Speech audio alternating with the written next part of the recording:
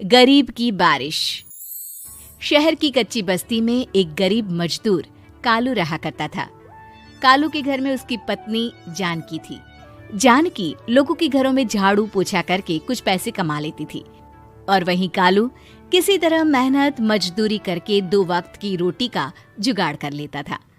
कुछ दिनों से हो रही बारिश के कारण कालू की मजदूरी बंद हो गई थी। अरे जानकी, इस बार तो बरसात ने हद ही कर दी, रुकने का नाम ही नहीं ले रही। कुछ समझ में नहीं आ रहा, अगर इसी तरह काम पर नहीं गया तो 2 वक्त की रोटी का जुगाड़ कैसे होगा। अरे तुम चिंता क्यों करते हो, बारिश का क्या है, 1 आध दिन में रुक जाएगी और उसके बाद में फिर से काम शुरू हो जाएगा। अरे 3 दिन तो हो गए, बरसात तो रुक ही नहीं रही है और आगे भी रुकने के कोई आसार नहीं दिख रहे।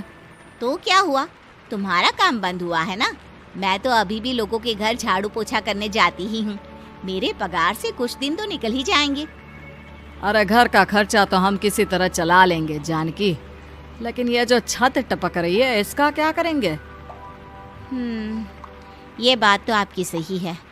हमारी झोपड़ी अब काफी पुरानी हो चुकी है और इसके छप्पर में भी कई सारे छेद हो गए हैं। रात भर पानी टपकता रहता है। अरे मैं भी इसी बात से बहुत परेशान रहता हूँ। कहीं किसी दिन ज्यादा बारिश आ गई तो हमारी झोपड़ी टूटकर बिखर ना जाए। राम राम राम, ऐसी अशुभ बातें क्यों करते हो? अरे ऐसा कुछ नहीं होने वाला। ये झोपड़ी ही तो हमारा सब कुछ है। अगर यही नहीं रही तो हम जाएंगे कहाँ? ठीक है जानकी, जब तुम्हारी पगार मिल जाएगी तो कुछ पैसे बचाकर झोपड़ी के छप्पर की मरम्मत करवा लेंगे। शायद हमारी परेशानी कुछ कम हो जाए। ठीक है जी, अब ना ज्यादा परेशान मत हो। ये लो, खाना खा लो और सो जाओ। सुबह मुझे भी जल्दी काम पर जाना है। जानकी और कालू अपनी झोपड़ी में सो गए। रात को अचानक से बहुत तेज बारिश शुरू हो गई। धीरे धीरे बारिश का पानी कालू की बस्ती में भरने लगा। पानी भरते भरते झोपड़ी के बाहर तक पहुंच गया था। सुबह के वक्त जब कालू और जानकी सोकर उठे, हे भगवान, ये क्या हो गया? बारिश का पानी तो हमारे घरों तक पहुंच चुका है। अब मैं काम पर कैसे जाऊंगी? रहने दो जानकी, तुम आज काम पर मत जाओ। ऐसे पानी से निकल कर जाओगी और बीमार पड़ गई तो लेने के देने पड़ जाएंगे। लेकिन अगर नहीं गई तो मालकिन लोग नाराज हो जाएंगे।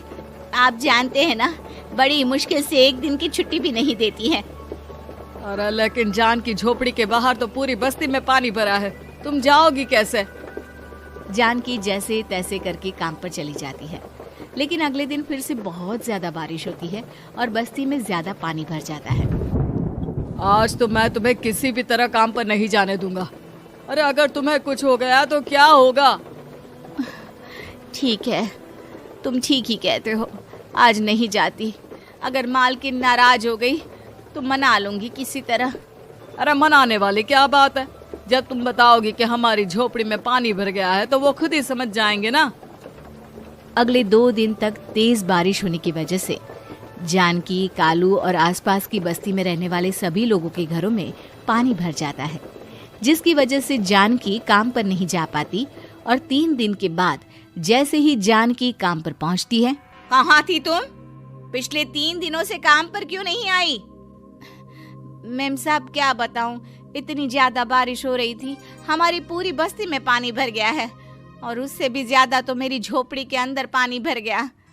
आप ही बताइए कैसे आती मैं?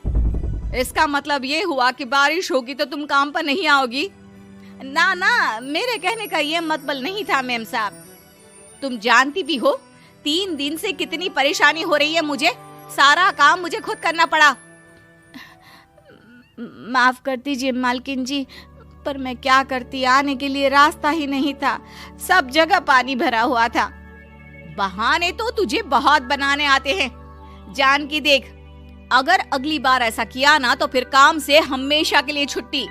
अरे ना ना मालकिन, ऐसा मत कीजिए। बारिश की वजह से मेरे पति की मजदूरी भी छूट गई है। बड़ी मुश्किल से घर में 2 वक्त खाने की रोटी का जुगाड़ हो पाता है।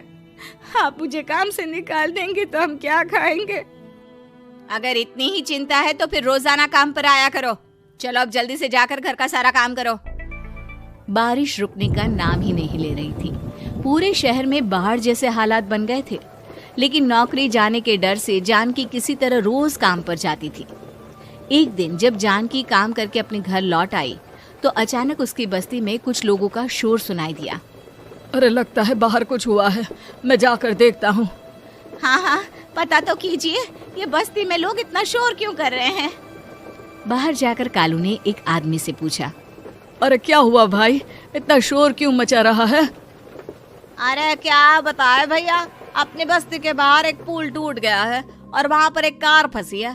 थोड़ी देर में अगर किसी ने नहीं बचाया ना तो वो कार पानी में बह जाएगी। ये क्या कह रहे हो भैया, कार के अंदर कोई है क्या? हाँ, कोई औरत बैठी है, अकेली है, बहुत रो रही है बेचारी, मदद के लिए बुला रही है। अरे तो हमें जाकर उनकी मदद करनी चाहिए ना। अरे लेकिन इसमें बहुत खतरा है, हमें अपने आप को बचाना चाहिए। पानी कभी भी हमारी बस्ती की तरफ आ सकता है। अरे तुम्हें नहीं चलना तो मत चलो, लेकिन मैं तो जाकर उस औरत की मदद जरूर करूंगा। कालू उस जगह पर पहुंचता है जहां वो औरत कार में फंसी हुई थी। वहां पर पानी का बहाव बहुत तेज था और सारा पानी कालू की बस्ती की तरफ ही आ रहा था। कालू ने एक बड़ी सी रस्सी को पेड़ से बांध दिया और दूसरे सिरे को कार की तरफ फेंक दिया और उस औरत को रस्सी के सहारे बाहर आने के लिए कहा। तभी वहां जानकी भी दौड़ती हुई आई। अरे ये तो मेरी मालकिन है, जिनके यहाँ मैं काम करने जाती हूँ। अरे मैडम जी, आप डरिएगा मत, आपको कुछ नहीं होगा। आपकी गाड़ी को भी मैंने रस्सी से बांध दिया है।